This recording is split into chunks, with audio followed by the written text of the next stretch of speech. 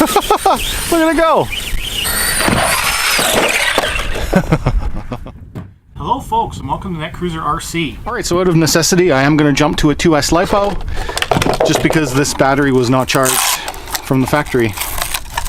Now when you do run Lipo, you have to change a jumper. I'm going to move this jumper over one for Lipo Cutoff. There. Alright, now we're in Lipo Cutoff mode. Put my Lipo in. And we'll be good to go. Tricky, get your fingers in there. Hold on.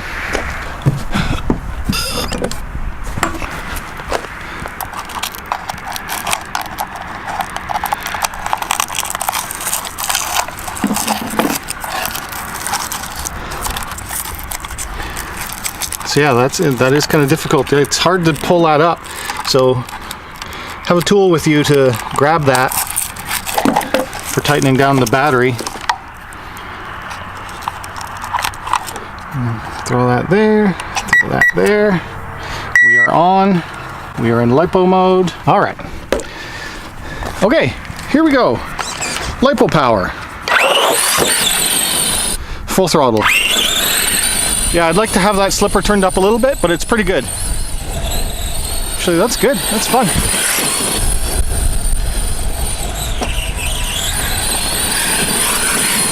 I'm pretty much going at full throttle the whole time.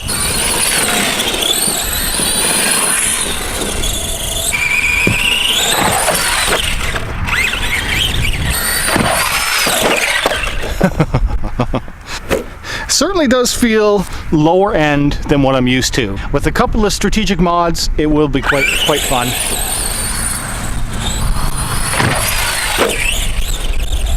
I'm glad I got a deal on it. If you have a kid who's just looking to get it, oh, durability test. Oh, and slammed right into that. And it's fine.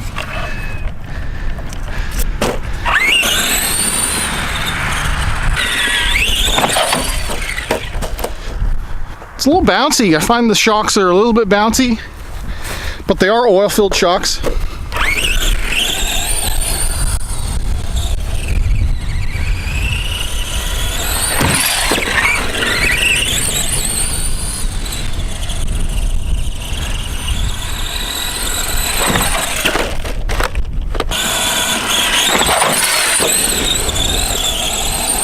Yeah, it's a fun truck.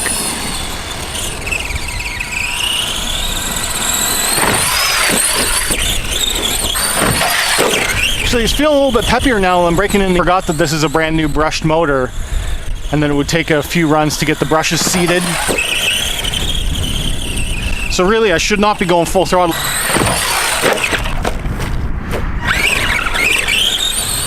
We can go for a bit of a range test.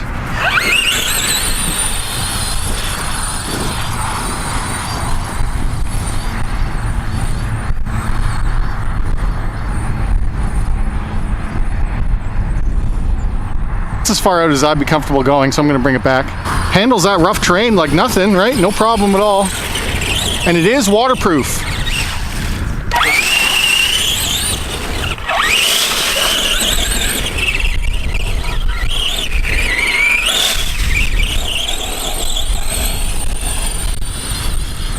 This type of terrain usually always hangs up a car, so we'll just try it.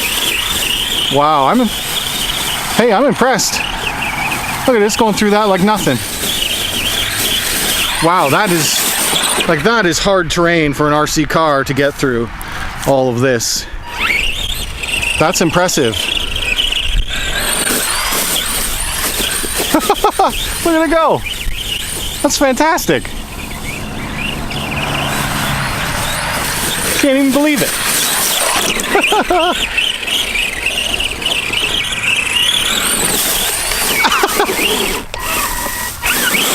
It's a mighty little thing. Look at that. Oh, walk of shame.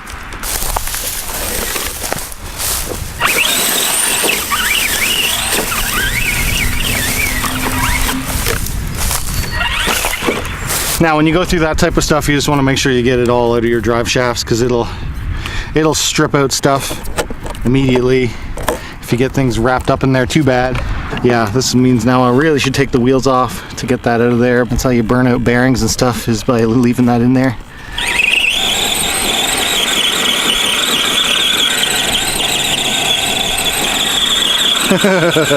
Are you dizzy? Are you dizzy yet? Are you dizzy? I am. And I just hit Lipo Cutoff. That was approximately 10 to 15 minute runtime. All right, I do want to show you that I did actually break something after that one hard hit on the front of that jump. Look and get it. Ooh.